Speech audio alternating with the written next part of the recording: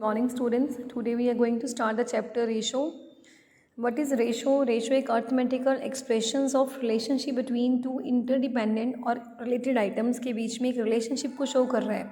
Means arithmetically मतलब mathematic way से हमारा एक relationship show कर रहा है दो interdependent मतलब आपस में जो interrelated चीज़ें हैं उनके अंदर।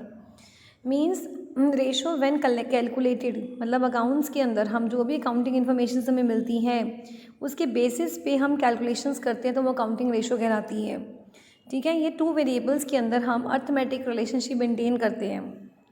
आपको इसको क्लियर करने के लिए जैसे कोई भी दो आइटम्स हो गए उनको हमने जैसे हम सिंपल सी वे में बोलें कि अगर 25% मैं जीपी कमा रही थी मीन्स ग्रॉस प्रॉफिट था जो आप +1 में पढ़ के ग्रॉस प्रॉफिट निकालना 25% आपको होता है। 2019 में 25% था और 2020 में 30% हुआ है। इट्स इंडिकेट ना कि हाँ हमारा जो है प्रॉफिट लास्ट ईयर से काफ़ी बड़ा है मीन्स 5% इंक्रीज़ हो गया है मीन्स हमारी पोजीशन काफ़ी अच्छी जा रही है। आप इसके ऊपर कमेंट कब करोगे? जब आपके पास ये कुछ परसेंटेज आपके हाथ में होगी। ये परसेंटेज ही निकालना it is a part of relations. ये रेशोज़ ही हमने एक्सप्रेस करी हैं। कैसे एक्सप्रेस करी हैं? टू वेरिएबल्स है हमारे पास, एक 25% एक 30% जिसको हमने कंपेयर किया। ठीक है, और हम चेक कर सकते हैं। ये तो सिर्फ हमने चलो प्रॉफिटेबिलिटी चेक कर रही है। There are many thing we can check. Profitability comparison करना, अपने अपनी कंपनी की एफिशिएंसी निकालना, अपना चेक करना कि कितना लिक्विड फॉर्म में हमारे पास पैसा पड़ा है, कितना हमारे पास लॉन्ग टर्म के लिए हम सॉल्वेंट हैं। सॉल्वेंट मीन्स मजबूत हैं, कितना हमारे पास पोजीशन कैसी है हमारी। और ये अकाउंटिंग इन्फॉर्मेशन को बहुत सिंप्लीफाइड तरीके से बताता है। अब आपको बहुत सिंप्लीफाई पता लगा कि 25% से हम 35% तक अचीव कर लेंगे, तो बहुत सिंप्लीफाइड तरीके से उस चीज़ को एक्सप्लेन करता है। रेशोज़ हमारे पास 4 टाइप की होती हैं: liquidity, solvency, activity and profitability ratio. आज जो रेशो की बात करनी है वो है हमारे पास liquidity ratio.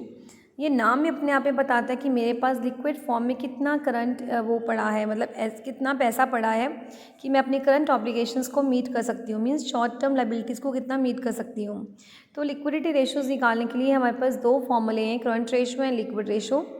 Current ratio and liquid ratio. Liquid ratio को हम और भी 3 नाम से जानते हैं, मतलब 2 नाम और 2 इसके नेम और भी हैं, जैसे क्विक रेशो भी बोलते हैं और एसिड टेस्ट रेशो भी बोलते हैं। तो आपको कंफ्यूज करने के लिए पेपर में एसिड टेस्ट रेशो भी लिखा सकता है, क्विक रेशो भी लिखा सकता है और लिक्विड एसिड रेशो भी लिखा सकता है। करंट रेशो में क्या है? करंट रेशो मतलब होता है कि कितनी करंट एसेट और करंट लायबिलिटी है उसको इंडिकेट करना कि शॉर्ट टर्म में हमारी फाइनेंशियल पोजीशन कैसी है। ठीक है, हम इतनी पोजीशन में हैं कि हम अपने पेमेंट्स को आराम से दे पाएंगे कि नहीं दे पाएंगे। तो इसका फॉर्मूला है current asset upon current liability. ठीक है, इसका formula current asset upon current liability है। और सबसे बड़ी बात ये है कि जब आप ट्रेड रिसीवेबल लोगे, पहले मैं करंट एसेट की बात करती हूँ फिर आपको इसके बारे में क्लियर करूँगी। करंट एसेट्स जो है हमारे पास कुछ भी हो सकते हैं, लाइक हमारे पास cash, bank inventory, trade receivable, short term loans, prepaid asset, prepaid expenses, interest receivable, ये सारे करंट एसेट्स हैं जो शॉर्ट टाइम के लिए मतलब लेस देन 1 ईयर के लिए होते हैं या अप टू 1 ईयर के लिए होते हैं। और करंट लायबिलिटी हमारे पास short term borrowings, trade payable, other current liability, borrowings, outstanding, ये सारी कॉल एडवांसेस, ये अदर, ये करंट लायबिलिटी में पार्ट होते हैं। राइट, जो हमने करंट लायबिलिटी हमने जो बैलेंस शीट में सीखा है, आपने करंट लायबिलिटी वही रखना है माइंड में, और जो करंट एसेट आपने बैलेंस शीट में सीखा है उसी को माइंड में रखना है। बैलेंस शीट कौन सी? जो हमने कंपनी एक्ट 2013 की पढ़ी है, वही हमने उसमें नॉन करंट एसेट और करंट एसेट 2 पढ़े थे, तो वही सारे करंट एसेट्स को अपने माइंड में रखना है। और करंट लायबिलिटी के लिए भी आपने उन्हीं को ही माइंड में रखना है जो हमने करंट लायबिलिटीज़ पढ़ी थी। ठीक है, जिसमें हमने other current liability, loan and advances पढ़े थे, शॉर्ट टर्म बोरिंग्स पढ़ी थी, शॉर्ट टर्म प्रोविजंस पढ़ी थी, वो सारी चीज़ों को आपने माइंड में रखना है। ठीक है, तो आपको लर्न करने की जरूरत नहीं पड़ेगी क्योंकि बैलेंस शीट हमने पहले सीखी हुई है।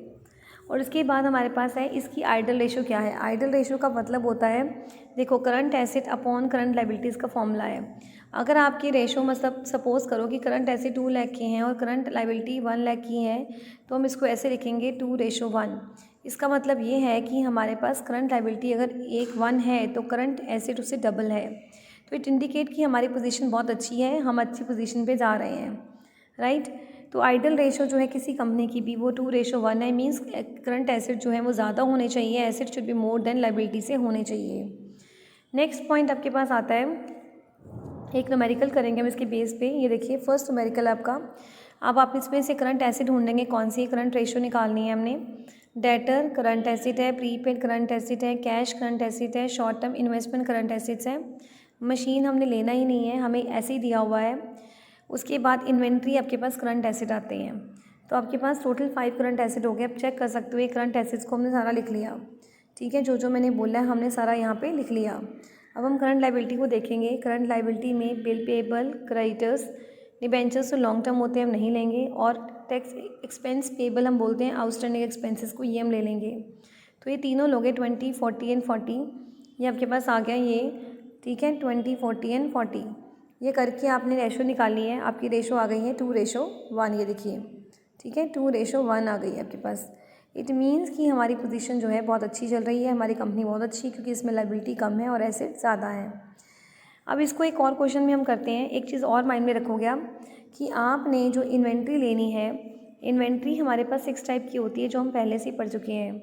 इन्वेंट्री 6 टाइप की कौन कौन सी होती है? लाइक स्टॉक, ठीक है, in trade, stock in trade होता है, रॉ मटेरियल होता है, वर्क इन प्रोग्रेस होता है, ठीक है, फिनिश गुड्स होता है। ये 4 तो होते ही होते हैं। इसके अलावा आपके पास लूज टूल होता है, loose tool and store and spare.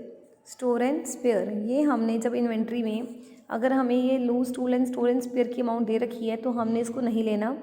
Reason behind की loose tool and storage spare जो होते हैं ये इन्वेंट्री में जल्दी कैश में कन्वर्ट नहीं होते हैं, तो इसको हम इग्नोर करेंगे जब हमारे पास क्वेश्चन में गिवन होंगे।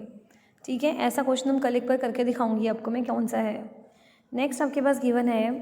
अब आपके पास नेक्स्ट एग्जांपल है, करंट एसेट्स गिवन है, इन्वेंट्री गिवन है और वर्किंग कैपिटल गिवन है।